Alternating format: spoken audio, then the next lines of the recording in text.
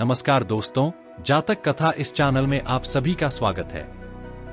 तो आइए शुरू करते हैं आज की कहानी। आज की कहानी का शीर्षक है हिमवंत के वन में कभी एक जंगली महिष रहता था, कीचड़ से सना, काला और बदबूदार। किंतु वह एक शीलवान महिष था। उसी वन में एक नटखट बंदर भी रहा करता था।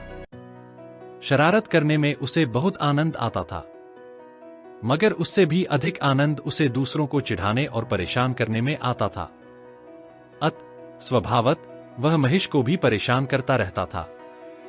कभी वह सोते में उसके ऊपर कूद पड़ता, कभी उसे घास चरने से रोकता, तो कभी उसके सींगों को पकड़कर कूदता हुआ नीचे उतर जाता, तो कभी उसके ऊपर यमराज की तरह एक छड़ी लेकर सवारी कर लेता।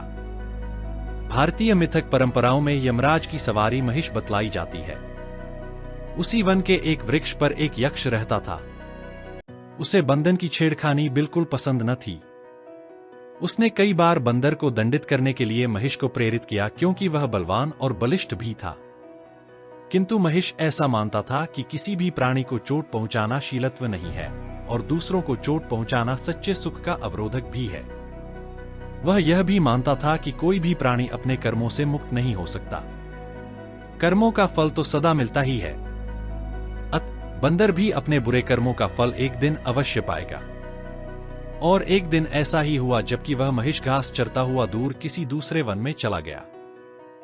संयोगवश उसी दिन एक दूसरा महिष पहले महिष के स्थान पर आकर चरने लगा। तभी उछलता कूदता बंदर भी उधर आ पहुंचा। बंदर ने आव देखी न ताव। पूर्ववत वह दूसरे महिष के ऊपर चढ़ने की वैसी ही धृष्टता कर बैठा। किंतु दूसरे महिष ने बंदर की शरारत को सहन नहीं किया और उसी तत्काल जमीन पर पटक कर उसकी छाती में सींग घुसेड़ दिए और पैरों से उसे रौंद डाला। क्षण मात्र में ही बंदर के प्राण पखेरु उड़ गए।